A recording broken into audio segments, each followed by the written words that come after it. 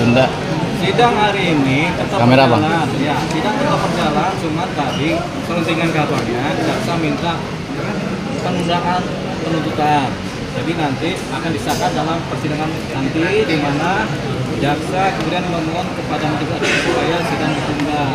Alasannya karena agenda.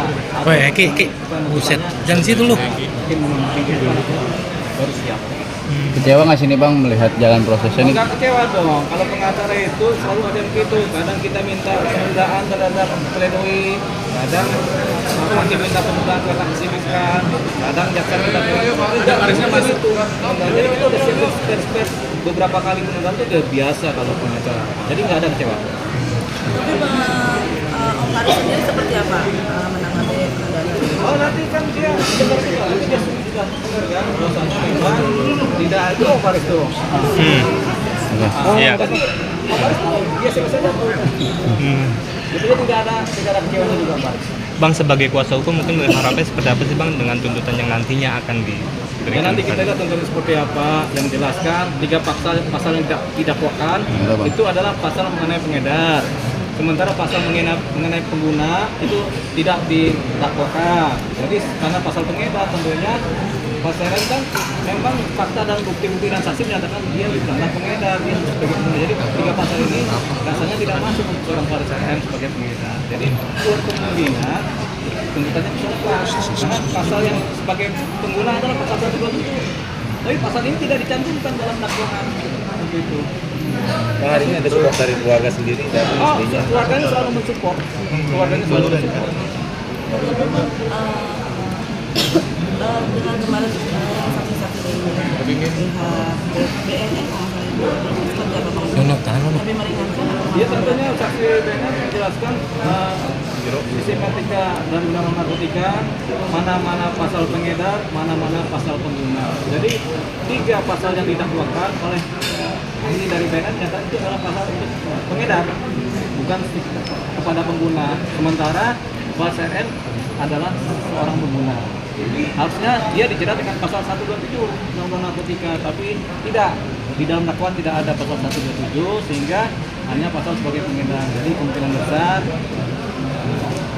harapannya tuntutan dari jaksa itu dituntut lepas dari dakwaan.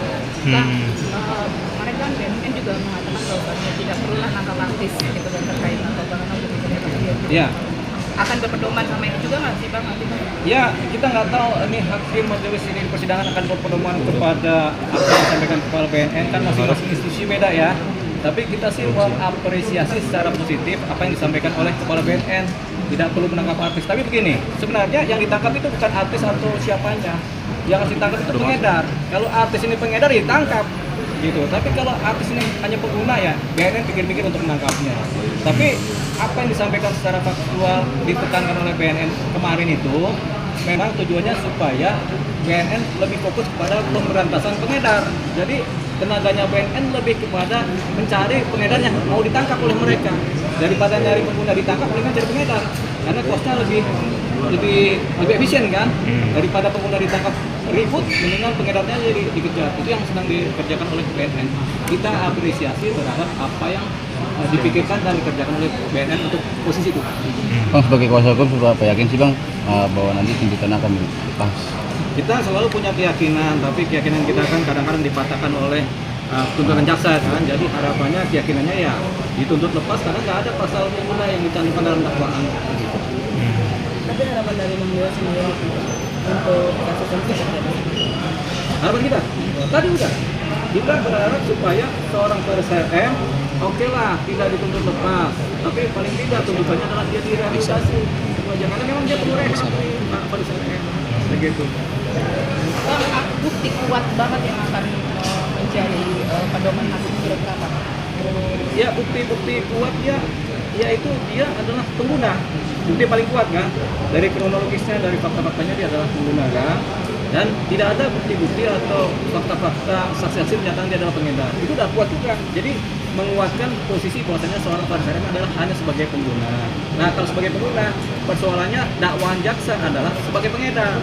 3 pasal yang disampaikan jaksa adalah pasal-pasal mengenai pengedar. Itu kata saksi ahli BNN kan. Nah, jadi kita berpedoman pada situ. Nah, akhirnya tidak ada dakwaan pacaran sebagai pengguna. Sementara dia adalah pengguna. Saya sekali nggak ada dakwaan sebagai pengguna. Oke. Ayo sidang.